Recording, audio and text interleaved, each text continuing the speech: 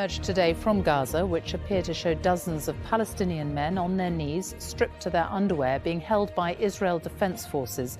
It's not clear if they have surrendered or if they have been taken by the military. Israel has not said who the men are, but it has confirmed that its forces are making arrests in Gaza. The new images come as tens of thousands of Palestinians are streaming into Rafah city near the Gaza Strip's southern border with Egypt, trying to escape intense fighting elsewhere. The head of humanitarian affairs for the United Nations says there is no longer any humanitarian operation worthy of that name in the south of Gaza. From Jerusalem is our international editor Jeremy Bowen, a warning you may find some of his images upsetting.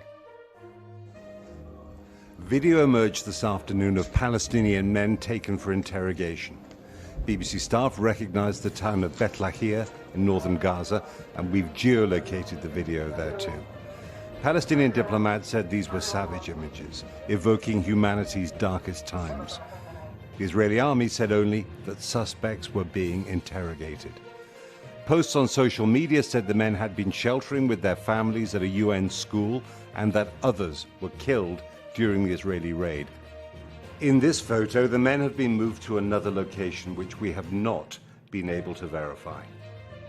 One of the captives, Dia Al-Khalout, is a journalist. He was forced to leave his disabled daughter, according to the newspaper he works for in London. Earlier at Israel's parliament, a prominent government supporter told me that only Israeli forces can control Gaza, not the independent Palestine the Americans want. I think that when we talk about two-state solutions, we are using three words and three lies. It's not two, it's not a state, it's definitely not a solution. So what's the answer, an everlasting occupation? First, occupation is not the word. One cannot occupy its own land. Israel is not an occupier in Israel because that's the land of Israel. So what about Gaza? Again, that's the land of Israel? Land of Israel, you cannot be occupying it. We're not occupying it from anyone. In Gaza, civilians are lost in the rubble of Israeli strikes. So far, the world is not close to controlling the powerful, chaotic forces unleashed by this war.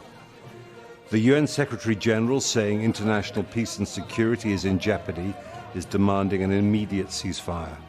A Palestinian leader told me that the US and UK must not veto the next ceasefire resolution. The United States of America and Britain now has the key.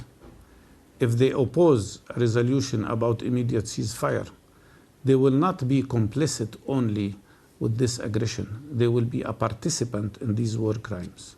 They have to approve the ceasefire immediately because what is at stake is the life of 2.3 million people now. Half of them are children.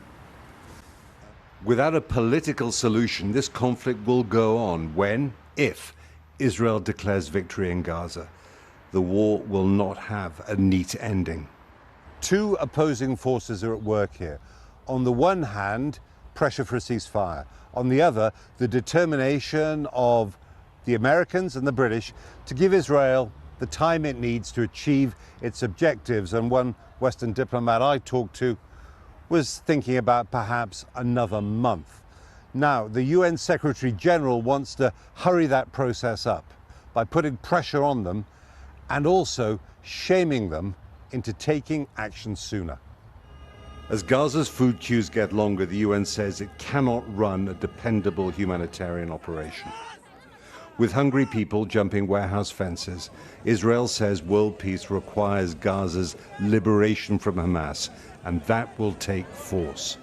Jeremy Bowen, BBC News, Jerusalem.